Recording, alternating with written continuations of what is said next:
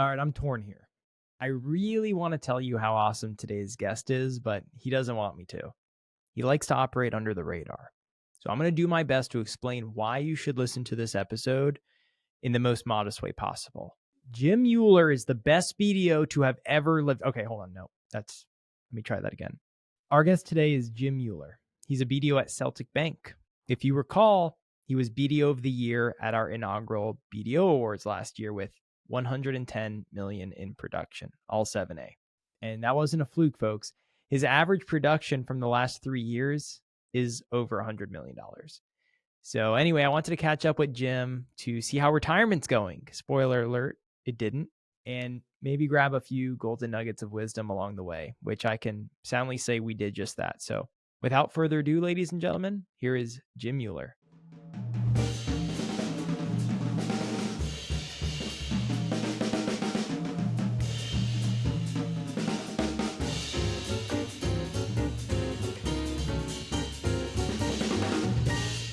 It's no secret that most entrepreneurs are busy, and getting them to focus on their underwriting checklist is a full-time job. So when it comes to the business plan, projections, and assumptions, I'm a huge proponent of bringing in an expert. Rapid Business Plans is a trusted partner to small business lenders and their borrowers. They make it easy for entrepreneurs to tell their story in a format bankers love. Their team goes the extra mile to ensure everything is done fast and done right. And they're all based here in the US with employees across 4 different time zones. They just completed an export business plan for one of my borrowers, and they were super happy. We got their CRE expansion loan approved, and now they can move forward in their business with a clear plan. Rapid also offers feasibility studies, which I highly recommend for any independent startup loan. So go to rapidbusinessplans.com for more information and set up your Get Acquainted call today. I'll leave a link in the show notes below. Now, I don't see the goatee in the background. Did you get the goatee? He's up on a preferred shelf right now. He looks down on me. Wow, that's deep, Jim. But centered right in the middle of my office. So every time I'm on loan committee, all they have to do is just look past my head. There's goatee. Better approve it. Thank you so much for being with us today, Jim. I think it's quite an honor. I appreciate it. So we were just, joking about the goatee, but you won our, we did the first ever BDO Awards. You can go check it out if you didn't see it. It's on our YouTube channel, but, and you were the BDO of the year, and that was incredible. You delivered a really wonderful speech where at the end you announced your retirement. So I'm so excited to catch up. Where have you gone? How's retirement life, Jim?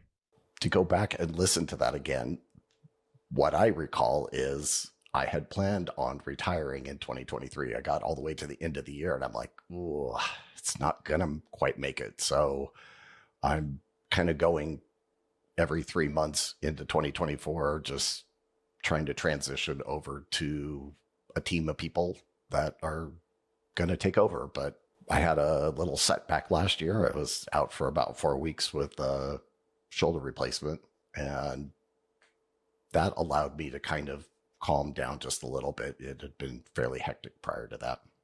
Wow. Yeah. So you're still in the game is what you're saying. but I'm not anywhere near the same level of work, effort, craziness that I was for the last 5 to 7 years. It's slowing down a little bit for me. That's a grind, man. So when you were the BD of the year in 2022, that was a year where you did $110 million of production, which is more than a lot of people. What does that look like on a day-to-day basis? I only do 7As. Any referrals that I get for USDA or 504s, I just farm those out to other people that I trust. It's crazy. You get up at 7 o'clock in the morning and you don't move for your desk for 10 to 12 hours straight.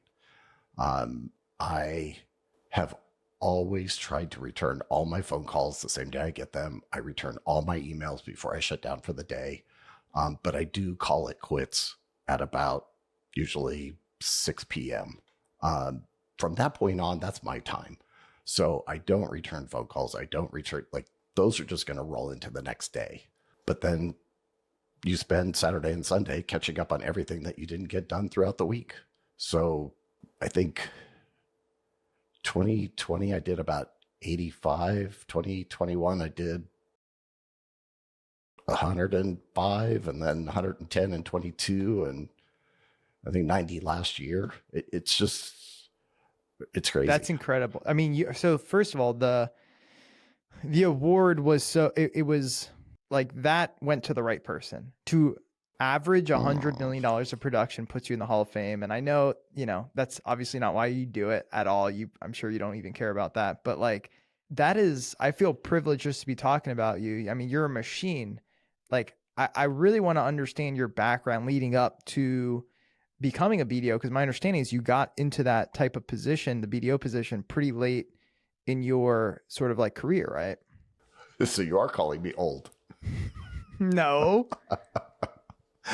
Yeah. I've been doing it for 25 years. You're going to have to do the math because I'm 62 right now. I've been in sales pretty much my entire career. I graduated Fresno State with a degree in finance about a million years ago, back when it was like stone tablet and a rock that you scratched. Seriously though, prior to when I was in college, DOS hadn't even been invented. So, I mean, there's a lot of technology that's happened just in my lifetime. But outside of that, just before coming into SBA lending, I was running food manufacturing companies as president and CEO, which is to me, one of the worst positions. I always envisioned it as a pyramid, but I'm at the bottom of the pyramid trying to hold everything else up. That's the way I always positioned or thought about that position. The CEO. The CEO, like you're holding the pyramid from the point and trying to hold everybody else up. Some people think of it as the highest position. I always thought of it as like, yeah, it's probably the lowest position because you have everything bearing down on you. The business that I was running at the time, we were looking to expand into a building. And I was working with a gentleman out of Fresno to help me get a 504 loan for this building. And throughout that process, they sold the company. And so I was released, let's say. And I just took about 6 months and I wasn't really making any decisions about anything. I had other companies, other food manufacturing companies that I could have run, but that would have required relocation. And my wife and I talked about it. We liked Fresno. We liked raising the kids there.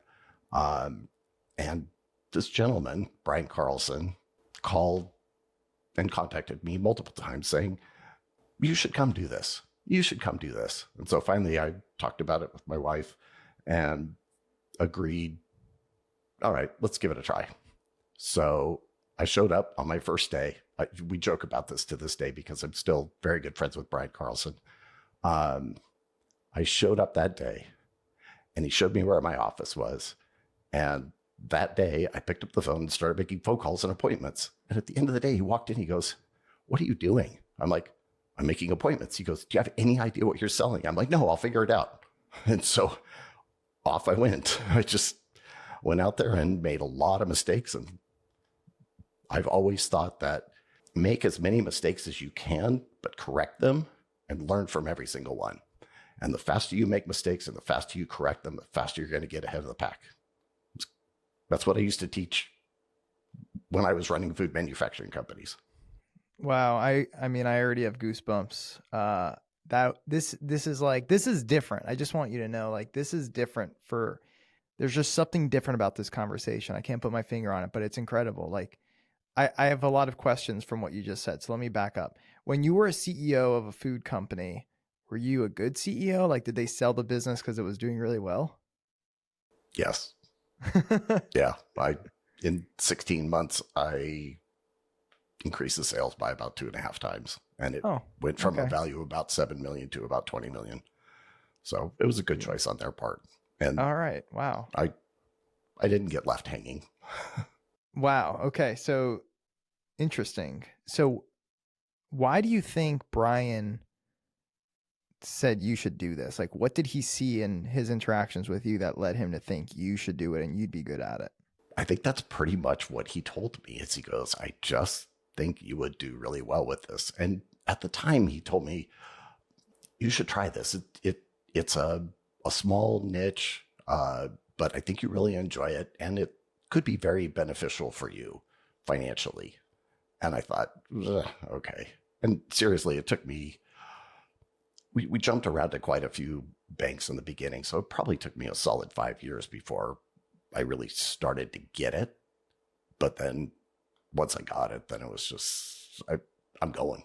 And I began to make friends and good connections, and then do some difficult loans for some people that they ended up telling their friends. And that's just kind of how it started going. As a former business entrepreneur, like a CEO, did you have a soft spot for the borrower since you were basically in their shoes just a few months or years before? And that's exactly what I think benefited me, because I had a lot of empathy for the borrowers, because, and I would tell them, I used to sit on your side of the desk. I understand what your day is like. I understand how much is coming at you. Let me help you take some of that pressure off by working through some of these issues, and rely on me. Trust me. I will be honest with you. Please be honest with me. To this day, I joke with my borrowers on the beginning call, because you know how many reports and stuff we run. I joke with them. I'm like, please be honest with me, because by the end of the loan, I will know more about you than you know about you. So we joke about that all the time. Between credit reports, market reports, Sure. everything comes out of the closet. What do you think some of those transferable skills were from you going into a CEO role to a BDO role? Reading and understanding and identifying financial statements was probably the most critical part, because I had a board of directors that I had to report to over, well, I probably did 5 or 6 of these business turnarounds. For whatever reason, I was hired to shut down a business. I was hired to grow a business. I was just, I think, a kind of a cheap hitman. I was going to say like a mercenary or something. Doing those types of business and those types of transactions, and being those types of stressful situations where I had to report the good, the bad, the ugly on financial statements to a board of directors, you really could get in and dig into your ratios, your liquidity, your just balance sheet and P&L fundamentals, plus a little bit extra, because you're going to be questioned on every single one of those. And so that was a big skill that I had to, that was a baptism by fire, pretty much. When you look at it like a balance sheet, what do you see? Man, I don't know that I can answer that, because I just look at it and my brain just works. It just, it's like looking at a picture. Everybody, at somebody's famous painting or something, you look at that and everybody sees something a little different. It's kind of like that, because not every borrower or not every CPA or not every bookkeeper does taxes and accounting the same way. There's a lot of science behind it, but there's also, I'm going to call it, a lot of art. And so you kind of have to look at it. I got to use the word forensic, but you kind of look at it in a forensic view so that you can determine what are they doing. And sometimes you can find the obvious, and sometimes it's not so obvious. Well, I just imagine a lot of us who have not been on the other side look at that and just aren't able to take it that step forward as easy or as effortless as it might be for someone who's been a business owner to kind of tie it to what's actually going on in the business, if that makes sense. That's why I asked the question. I don't think most business owners actually look at their financial statements to see the strength of their. That's a good point too. It's not that important. They know how much money is in the bank. They know what their daily transactions are. The types of businesses that I typically finance are, for the most part, cash-based businesses. They're not concerned about the financial statements. Are you saying like restaurants, liquor stores, retail businesses, or? Yeah. liquor stores, car wash. I do a lot of gas stations. Gas stations. Okay. Very cool. Guys, the reviews are in. SBA lenders are calling CORPSMART the best due diligence firm in the industry. CORPSMART is a one-stop shop for all your due diligence needs. And in SBA lending, there's a lot. Searches, filings, vehicles, you name it. I remember I brought a deal in one time that involved an airplane. My credit guy said, "How are we going to go about perfecting a lien on an airplane?" I said, "I don't know. Call CORPSMART." They have decades of experience and they're all about service, and I could speak firsthand on that. If you're not already outsourcing your due diligence, one, you're probably wasting a lot of precious hours that you could be using to make more loans, and two, you could make a mistake, especially if you're lending across state lines because every state is different. If you're looking to streamline this year and get more efficient, this is an easy layup. They can even plug into your LOS so that you can order your searches with a click of a button, and then they're going to end up right where you need them to. To discuss your due diligence needs, go to the CORPSMART website at corp-smart.com, and you can let them know I sent you. So getting back to kind of your whole trajectory, sounds like you took 5 years to really figure it out, and you've been cranking ever since. Have you ever had a down year? Oh yeah. I was probably a solid 25 to 30 producer for solid 7-8 years before coming over to Celtic. And you've interviewed Tim McGough, so I tease him about this once in a while, because in order to keep my base salary, I had to hit 25 million in my first year, and I hit 24,800,000, and they actually cut my base salary down just a little bit. And of course, I was at 25 million within the first 4 months of the next year, and I enjoy that kind of camaraderie back and forth to, like, I know you did this because technically you have to, but on the flip side, like, really? Was that necessary? Looking back at it, I think it was a big incentive to kick me in the ass and make sure that I just never ran into that issue. Wow. That's interesting. I really have 25 million to keep your entire base sounds high to me. But this was 8 years ago, and Celtic was very, very, well, it's much smaller than it is now. Yeah. So coming there helped you? Certainly it helped them with all the production you've kind of brought in, but it sounded like was it like a timing thing where it was just like you now were in this other bank with a bigger credit box perhaps, or more resources that allowed you to kind of get to the next level? Was it something like that? Previous to that, I was at a bank that was acquired by another bank, and then shortly after acquired by an additional bank. So I went through 3 banks in the total of about 5 years, and it went from a very small shop to a medium shop to just a very, I call it big bank syndrome. And I needed to find a new home.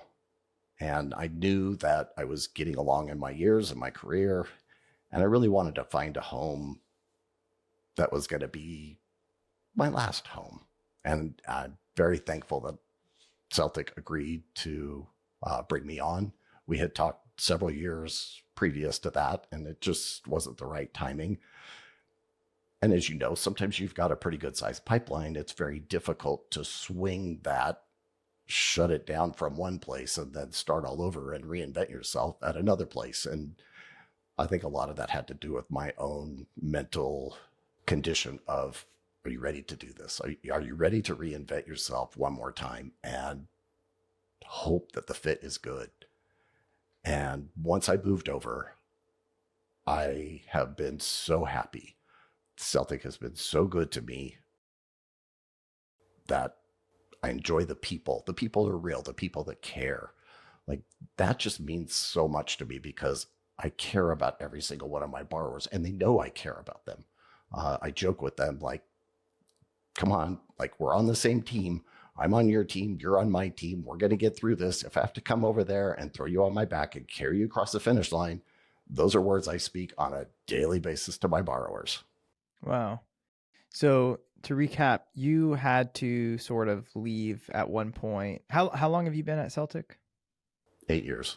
So 8 years ago, with that third merger or whatever it was, it just got to a point where that shop wasn't feasible for you at any longer to do what you were doing. So you had to make the move, but you don't like jumping ship. It's like a last resort for you, it sounds like. I mean, or a very serious move, if anything. That's surprising to me because everyone jumps ship every 2 or 3 years around here.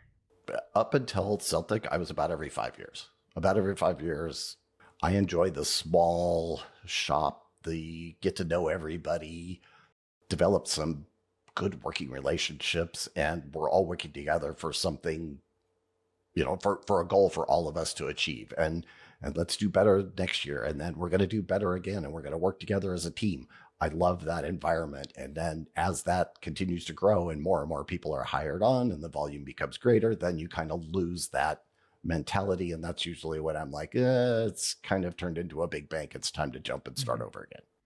Okay, interesting. I haven't heard anyone put it that way, but it makes sense. Were you considering multiple shops at that time? Celtic was one of multiple? Kind of. It's a tough question because I was probably doing about 35, 40 million prior to moving over to Celtic. And a lot of shops, that was as much as their entire shop was doing. Right. Because again, I was focused more towards the smaller group environment. Yeah. And then to go into a big bank, and it's just not as comfortable for me. No, I like totally. the interpersonal relationships, and I value the ones that I have at Celtic tremendously. They've been wonderful. I just wanted to ask you why you picked Celtic and or what you had to get comfortable with or what you had to ask them in those interview, stages, because, for someone like you, you're interviewing them as much as they're interviewing you. And I'm just curious, what were the kind of one or two things that were really important to you that you haven't already mentioned? I had a very close friend of mine that she and I were both BDOs, and she had made that move from the previous bank that I was at to Celtic, and she was very happy with Celtic. And so she was a lot of the encouragement to say, you really are going to like working. Is that here. Christy? Yeah, it is. See, I do my research. Just Christy kidding. Lester and I go way back. Because were you guys at Temecula together? Yeah. Yeah. I was a BDO. She started as sharing the processing manager job, and then she became processing manager, and we stayed really close. Is she actually retired? I believe she is. Well, we stay really close, except I haven't heard from her for the last 2 years. So yeah, I think she did retire completely. Interesting. Okay. Well, she actually came over to ReadyCap from Celtic when I was at ReadyCap. So that's how I met her. But anyway, back to Jim. Yeah, so I had, we had talked earlier and we had all these questions, and because you're so fascinating, I'm going into all these different tangents, and I'm like still at the top of my question list that we discussed. So let me try to get us back on track here. Okay. So you're now at your desk 10 to 12 hours a day, and I'm trying to understand your brain. Like, why are you doing that? Do you need money? No, I've never, honestly, Ray, I've never done this with money. I don't know what the commission plan is. I never look at, that's just not how I work. Don't know what the commission plan is? You pay me whatever. It's never, any bank that I've been at, that's just, I feel I have to have more value than compensation to be worthwhile to my employer. That's how I work. So if I do well, and then there's compensation that goes along with that, but money isn't my motivator. Like, I care more about my borrowers who will call me and go, I really need your help. This is the business my family and I want to go into. And so we go through that whole process. And what means more to me than any compensation is to get that rare phone call 30, 60 days after the close of escrow where they just come back and go, thank you. This is one of the best decisions we've ever made for our family. We really appreciate your help. Like, just knowing that I did everything I could and it was appreciated. Mm-hmm. So it's obvious, that you're just doing this for the small business. That's what motivates you, the small business owner. And they seem to like that because you have so much you have a lot of repeat business basically, right? And a lot of referrals from folks you've worked with. Like, I don't see you posting tombstone ads on LinkedIn. I'm not on LinkedIn. I'm not on any social media. I don't know if you know that, but everyone out here in the world is marketing. I'm on YouTube. People are sliding in the DMs. You do you just sit at your desk and your phone rings because of the service you provide and the impact you've made. I tried to stay under the radar for a very long time. And last year when Tim asked if he could submit my numbers to you for the BDO thing, I'm like, okay, it's my last year. All right, go ahead. And now look what happened. Now you're a podcaster now. You got the mic, you got the headphones. Hey, the mic is part of the DJ setup because it's an office a day and it's a rave cave at night. Wait a minute. What? You're a DJ?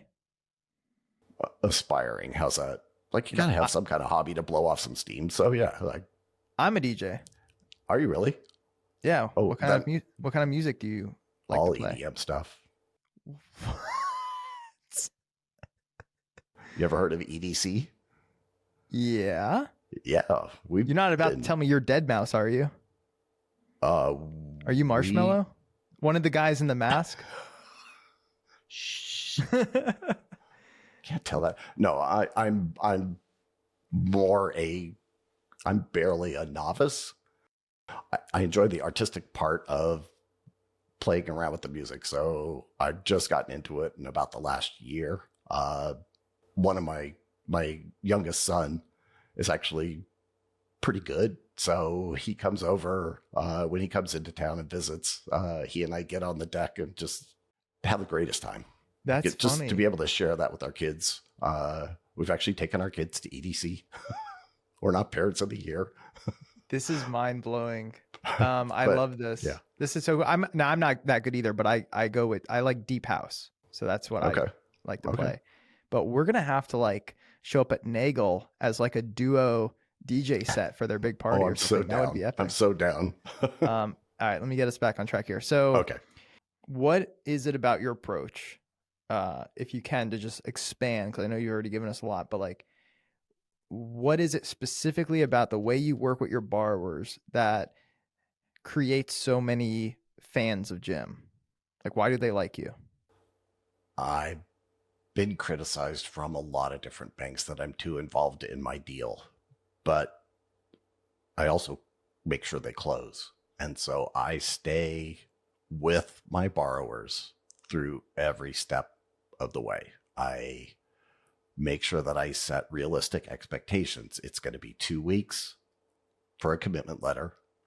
After the commitment letter, depending on the deal, it's going to be 60 days for us to close.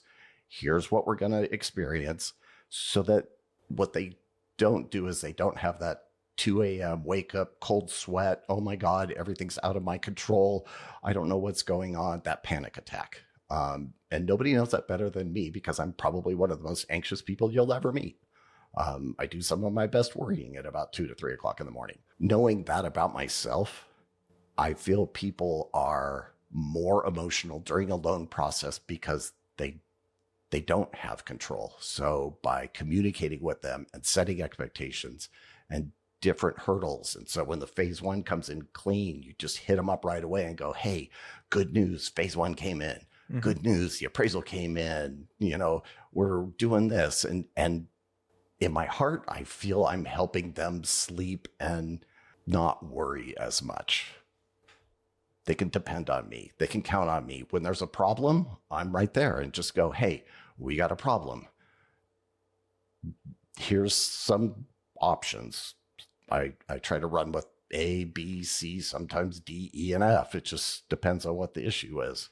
But I try to not only go to them with, hey, we have an issue or a problem, but here are some solutions, which are the same things that I used to do when I was running food manufacturing companies. I told all my employees, don't ever come into my office saying, we have a problem, this just shut down. I said, you can come in and tell me there's a problem, but also bring me some solution. Just let me know that you have thought this through. You might have the right solution, you might not, but at least think it through. Don't just drop your problem on my lap. I just heard somebody present an idea called the 1-3-1 method, where you think of so in that example, the employee thinks of, or they have the problem. They write 3 solutions. They think through each of the 3 solutions. They explain that to you, and then they tell you the one they picked and why. Yes, I could see that. So that's basically the same situation. I just see in a food manufacturing thing, you've got minutes to fix it before it's a disaster.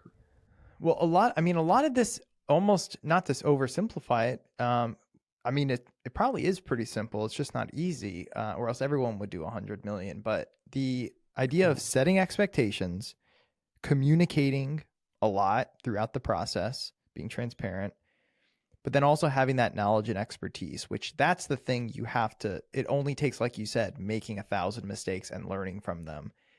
And that takes time and repetition, but that those ingredients create a really good experience for a small business owner getting an SBA loan, which often it's their first time doing it. And it's, unlike many other things that they've probably done.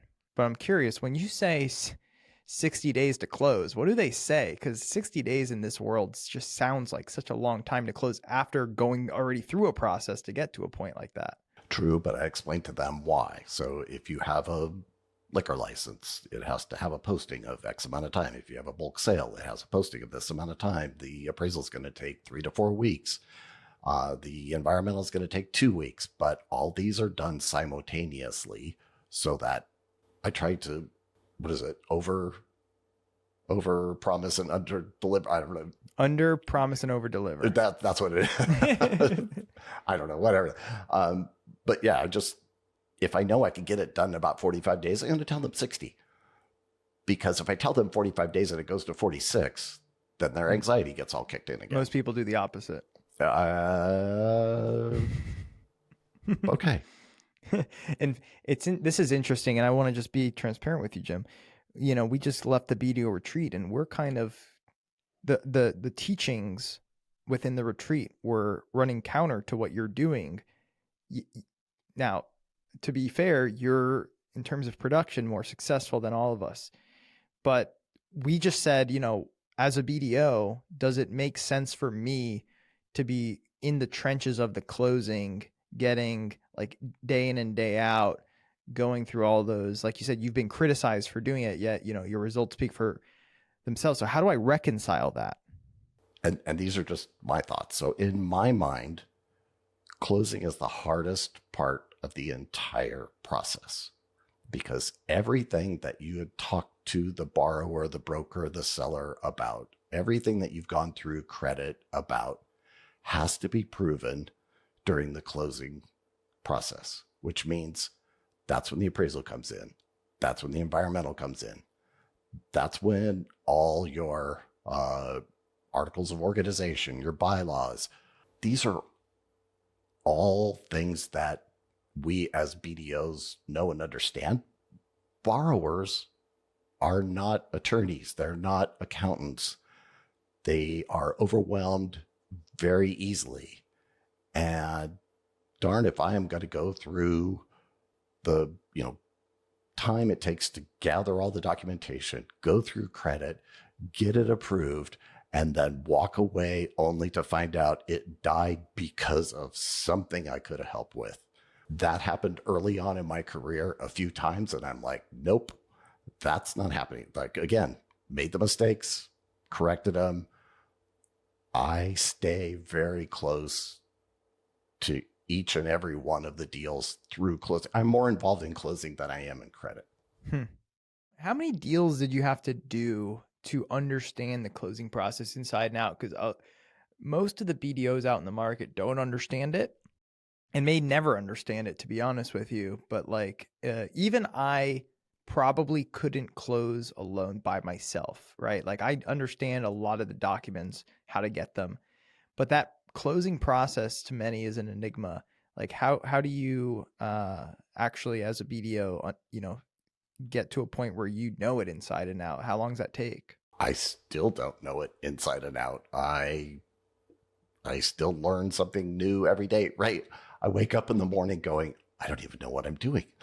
Do I know what I'm doing? I second guess myself a lot. But basically, in the closing, it's repetition. I have a number of one-liners, I've been told. And one of them is like, every SBA loan is like a fingerprint. There's no two alike. So you can't just say, this is how you close every loan. This is how you get every loan approved. This is how you get every loan done. It's different for every single one of them. And the nuances, the more deals you see, the more you learn, the more you have ways to counteract issues, problems, situations. And you can address them prior to them being an issue or a problem.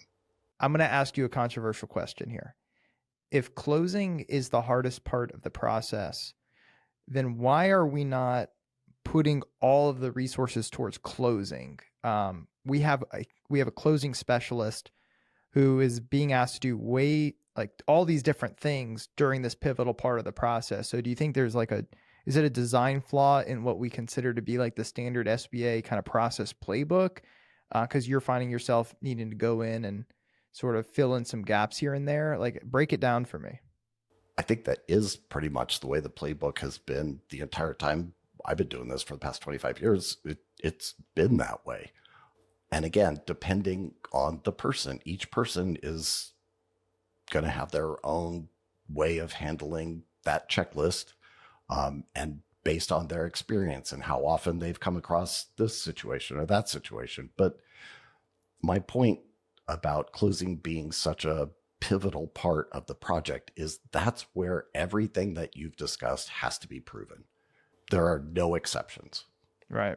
So BDOs, I always see a lot of, this is really where the tensions get high, because BDOs they need the deals to close to keep their job, to get paid. Like, that's just how the system goes.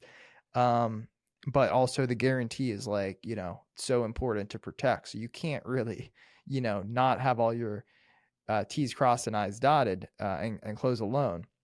So everyone always has the same goal: buyer, seller, BDO, closer, bank. Everyone has the same goal, yet closings have tension. Closings have anxiety. It's emotions. And BDOs handle that differently. Like, you obviously handle it your way, which is to come in, do the hand holding, fill in the gaps. If the closer brings you in and needs some additional help, you're first in line to come and help. But what about some of the other BDOs and some possible mistakes they might be making when it comes to interacting with their internal counterparts? Have you ever seen a BDO go about it what you would consider the wrong way, and have you pulled them aside and said, hey, this is not in your best interest? I've never been put in a management situation of another BDO, so that's not been my past. And I've always worked outside of the actual bank itself, whether it was in a small office in town. So I have heard of, and I have sat through sales meetings where the frustration levels are very high and they're upset or angry. I've experienced a lot of ego or maybe desperation. Like, this is my one deal. I gotta get it closed. You can't mess this up for me. Or there's situations where some BDOs, like, every deal's a rush. Gotta rush. Okay, well, after a while, you got to get tired of hearing every deal's got to be a rush. I would rather set expectations and go through my entire year without ever having to say, I need a favor, I got to rush. That was funny when we were talking last night. You sent over some notes, and the rush deals, it's so funny. How do we all call it rush deals too, by the way? It's like some sort of universal terminology. So like when you say rush deal, everyone listening knows exactly what you're talking about. And everybody's anxiety gets on edge. Yeah. You're going to get emotional pushback when somebody's already, closer's got 10 deals on their plate. They're doing everything they can. You're like, oh my God, this is a rush. It's got to, take over everything else that you're doing. Right. Well, a rush to me is a hard close date. I'm sure you've had clients come to you where it's like, I have a hard close date. I have like 49 days here in my contract and the seller's not going to extend. What do you do in that situation? If I feel I can get it done within that period of time, whatever that period of time is, then I'll take it on. If I feel I cannot, I'll pass. I'm sorry, I can't meet that expectation. Yeah, I'm not going to create my own anxiety because somebody didn't give me enough time. Because somebody may come to me with that, only to find out the contract was 90 days. You've already been to 2 other lenders, and now you're going to squeeze me. I'm like, no, I'm not. I don't want to play. Well, that takes discipline to turn away a deal, and that's where you're a little different, I guess. Here's what's funny is August 2020, when the whole SBA department went crazy, the hardest thing I had to do was start turning away loans. I was full. I couldn't take any more. Wow. I couldn't. At any one time we averaged 25 to 30 deals that were approved in closing at any one time, and that went on for about 3 years. That's it. I can't do any more than that. You personally had 25 deals in closing, and I the have team around you. Yeah, basically you, and you have responsible. I'm responsible for them. Yeah. Yeah. You're the BDO on those 25 to 30 deals in closing. And that's what's in closing, not counting what's being, what's coming in. Right. What, of course. Through credit, pipeline. all the rest of it's like, it was insane. That's crazy. Is some of those construction? Do you do any construction? Yeah. Yeah. Okay. So you said earlier. Sorry. Yeah. Yeah. They're just more complicated. There's the Jim humor coming out. I love it. You said you've never been put in a position of management. Why is that? Do you not want it, or did you not get it? I don't want it. You'd be good at it. Would I? I don't know. I enjoy helping other BDOs. I appreciate it when other BDOs will reach out and go, hey, do you have a minute? I wanted to talk through a deal with you. It has nothing to do with me or whatever. I enjoy, I guess, call it mentoring. I would be much more interested in mentoring other BDOs than to manage them. To me, it's two different things. Well, I would love to formally extend an offer from the Art of SBA as our first ever BDO consultant. We got to work something out here, Jim. That would be cool. Well, that's good because I don't know what I'm going to be when I grow up after I retire. And I'm running out of time. There you go. You could always retire and be a sales manager. That job seems pretty easy. I'm just kidding. Just kidding, Tim. Yeah. You're really trying to get me into trouble today, aren't you? I usually do it by myself. Oh, well, I take all the blame for this one. So earlier in the episode, you referenced a credit committee. So do you have a credit committee where you actually go and present deals? Yes. And Ray, to be honest with you, in order to manage my anxiety, I went into this podcast going, oh, this isn't too bad. This is just an hour-long credit committee because it's a video conference at Celtic.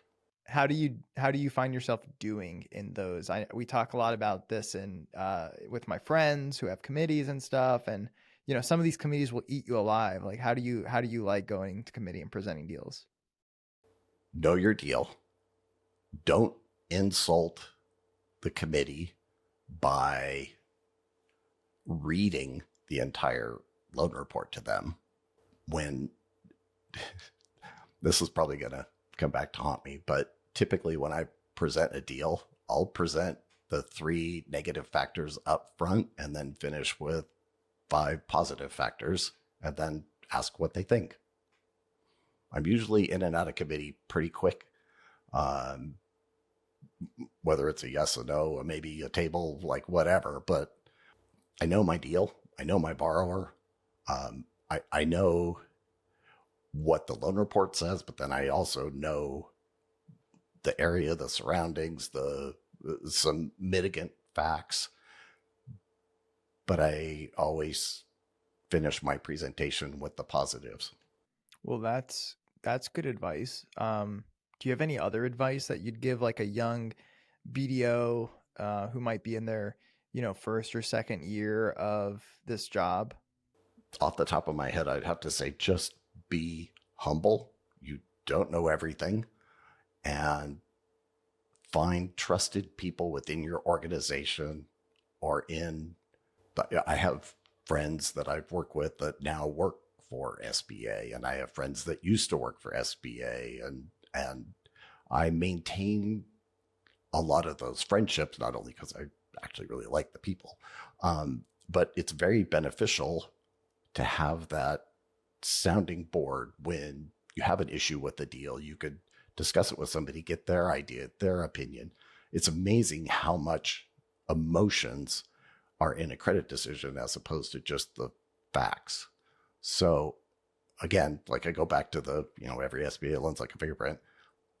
The more you see, the more you can learn, even if a broker throws you a bunch of financial statements, go through them, get to know them, get familiar with them, get comfortable with them, find out from other underwriters in your organization, what do you think of these? Like, what would be your concern on a deal like this? Just learn from as many people as you possibly can.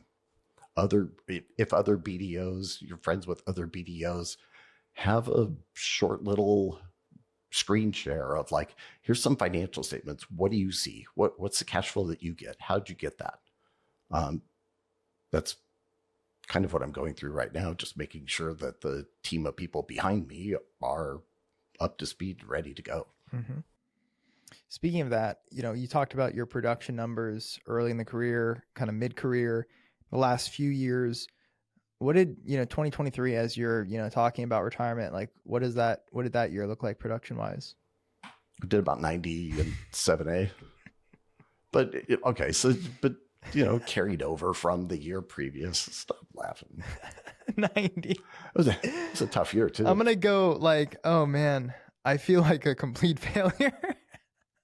You're funny. So, you said your one-liner, love these one-liners. The one Shane said when we interviewed Shane Pearson was close 1 loan a month. That was just what he remembered from you. Like you probably told him that 20 years ago. Do you have any other one-liners? And that one is what I just lived and died off of. When I found out what it's like to get that, monthly commission check, and I'm like, I want that every month. And in order to close 1 deal a month, you better have 8 or 10 of them in the pipeline. And there's nothing that drives me more crazy than that one deal that pushes, which is where we came up with the other one-liner of like, well, next month will be a good month, because there's always the deal that pushes into next month. That's classic. Oh boy. And there's one other I want to say on your list here. There is no lending emergency. What is that? Again, it goes back to the whole rush thing. The rush thing. Like yep. My anxiety and having somebody get me, they're all worked up. I'm all worked up. Everybody's all worked up. Like it's got to close. It's got to close. It's got to. In order to help me readjust myself, I just have to remind myself there's no lending emergency. No one's going to die. It's going to be okay. Now the only the only thing we have to figure out is which one-liner are we going to use to title this episode. And that's my homework for tonight. Jim, thank you so much for being with us. This was incredible. I thoroughly enjoyed it. Thank you, Ray. I have such wonderful admiration on you and what you're doing for the industry. I'm thrilled to be on here, and I wouldn't have done it in any other situation. So Thank you so much. This is fun. I mean, look, there's nothing I'd rather be doing. So this is like the highlight of my week. So thank you. All right, that's it for this week. Don't forget to subscribe to the podcast so you never miss an episode of The Art of SBA Lending. And if you have any feedback or suggestions, email me at ray@artofsba.com. Until next time, ta-ta.